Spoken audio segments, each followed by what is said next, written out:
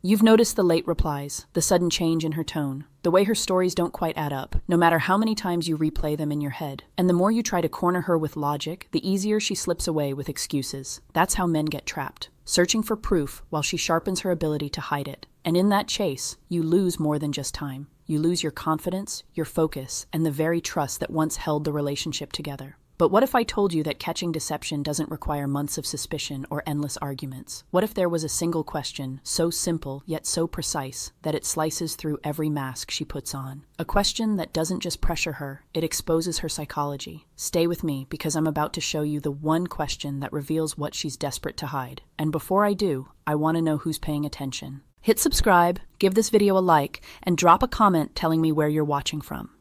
I go through every single one, and it reminds me that men all over the world, from every city, every background, are waking up to the truth they've been denied. And the truth is, once you know this one question, you'll never look at her answers the same way again. A woman who is unfaithful doesn't just live with guilt, she lives with constant fear. Fear that one day the truth will surface, not because she will confess it, but because her behavior will betray her. Female psychology teaches us that women carry emotions like shadows. They linger, they follow, they show up even when words are controlled. And this is where the hidden fear of exposure lives, beneath the surface, just waiting for the right question to draw it out. A man often thinks catching a cheating woman is about proof, texts, calls, locations. But the deeper truth lies in her psychology. A woman who is faithful has peace. She can answer simple questions without hesitation, without stress, without overthinking. But a woman who is cheating doesn't carry that peace. She carries the weight of two lives, two stories, two versions of herself. One version is the image she shows you, the loving partner, the attentive girlfriend, the loyal woman. The other version is the one she hides, the one who invests her emotions elsewhere, who gives her attention to another man. Keeping those two worlds separate creates internal conflict, and conflict always shows itself through fear. This fear is not loud. It doesn't scream. It whispers in her pauses, in her nervous smile, in the way her voice shifts when you casually bring up something she wasn't prepared to answer. She fears an obvious confrontation like, "Are you cheating on me?" because she can deny that with ease. She fears the small, unpredictable questions, the ones she didn't rehearse for, the ones that sound too casual to be dangerous, but too precise to escape without thought. Female psychology shows us that lies demand preparation, but truth flows freely. When a woman cheats, she must constantly prepare her cover story. Yet her fear is that one moment you will ask something simple that her memory, her emotions, and her fabricated reality cannot align with. That is the hidden fear of exposure she carries daily, the silent anxiety that sits beneath her words and reveals itself the moment pressure enters the room.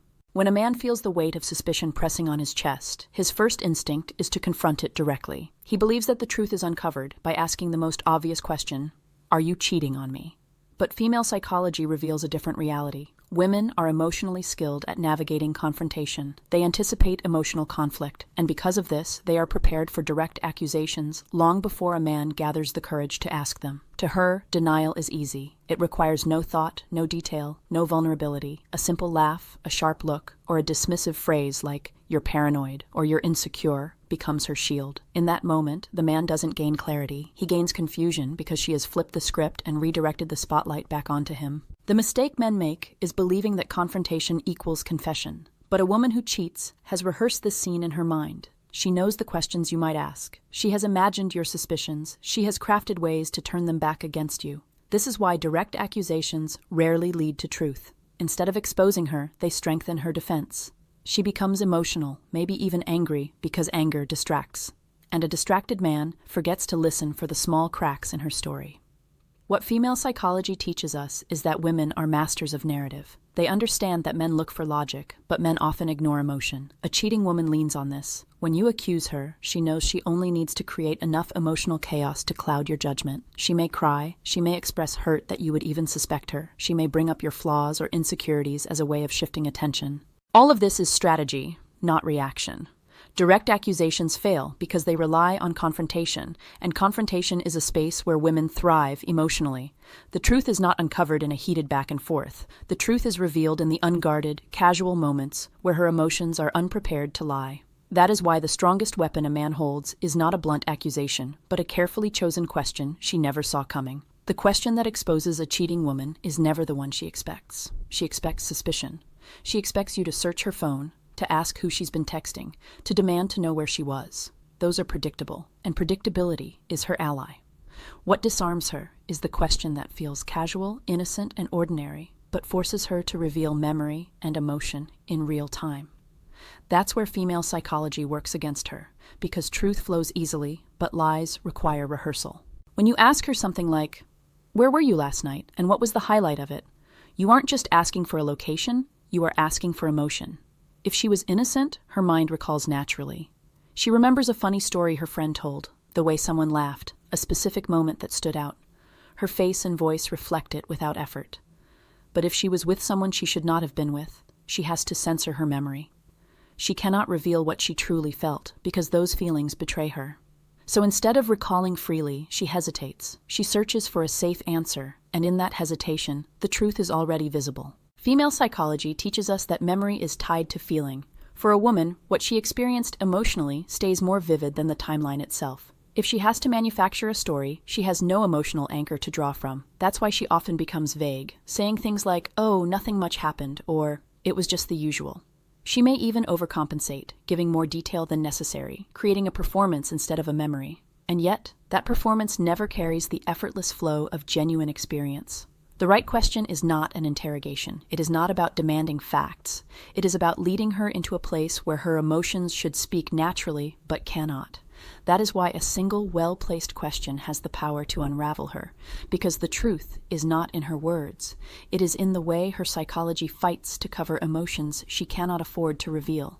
Silence is a tool most people underestimate. When you ask an important question and then allow the pause to remain, you create a space that cannot be controlled with quick words. Human psychology is naturally uncomfortable with silence, especially when someone feels uncertain. A man who interrupts too quickly or rushes for answers often loses the opportunity to notice what is really happening, but a man who simply waits allows the truth to surface on its own. In that quiet, emotions speak louder than explanations. A woman who has nothing to hide moves through silence with ease. She answers naturally, she smiles, she shares without pressure, and the pause doesn't disturb her. But someone who is holding back or uncertain begins to feel the weight of that pause. It feels like attention, like observation, and the longer it continues, the more likely she is to fill it with extra details, shifts in tone, or unnecessary repetition. Each additional word isn't always confidence. It can sometimes be a sign of nervousness trying to maintain control. Female psychology shows that honesty flows simply, but over-explaining often signals discomfort. Silence brings this forward. It reveals the subtle signs that words can cover, but body language cannot. A quick laugh, a glance away, or a change in breathing are all small signals of tension that appear when someone is uneasy. Those who speak too quickly in response miss these signs, but those who remain patient often notice them clearly. Silence is not passive. It is intentional. It gives space for the truth to reveal itself and allows natural emotions to show without being forced. It shifts the focus away from demanding answers and instead creates a calm moment where authenticity, or the lack of it, becomes visible. That is why silence, when used with patience and respect, can be one of the most powerful ways to understand what is really happening beneath the surface. The truth is rarely in the answer she gives. It lives in the way she gives it. Female psychology teaches us that emotions leak out in micro-behaviors, and those leaks are far more reliable than rehearsed words. When you ask her a question and she hesitates before speaking, that pause is a signal. When she avoids eye contact or laughs nervously at something that isn't funny, that reaction speaks louder than any sentence. These are not coincidences, they are tells, automatic responses her body makes when her mind is under stress. If she is faithful, her words and emotions align seamlessly. She answers smoothly, her voice stays consistent, and her memory carries natural emotion. But if she is hiding something, the response is fragmented. Sometimes she becomes vague, giving generic answers like, "It was fine," or "Nothing really happened." Sometimes she goes the other direction and overshares, piling on detail after detail in an effort to sound believable. Yet too much detail is as suspicious as too little, because it signals performance instead of memory. Defensiveness is another red flag. If she quickly turns the question back on you, "Why are you asking me that?" or "Don't you trust me?" that is not innocence, it is deflection. Female psychology shows us that when women feel cornered, they often redirect emotion to protect themselves. By making you feel guilty for even asking, she shifts the power dynamic. But if you recognize this as strategy, not sincerity, you see through the mask. And then there are the subtle signs, the shallow breath, the sudden change in tone, the way her story slightly shifts if you ask the same question again later. These are inconsistencies that truth never has. Truth doesn't change with time, but lies bend under pressure. Watching for these signs requires patience, not confrontation. It requires listening not to her words, but to her rhythm, her emotions, and her slips. Because while words can be chosen, reactions cannot. And it is in those unconscious reactions that her psychology finally reveals what her words try to hide.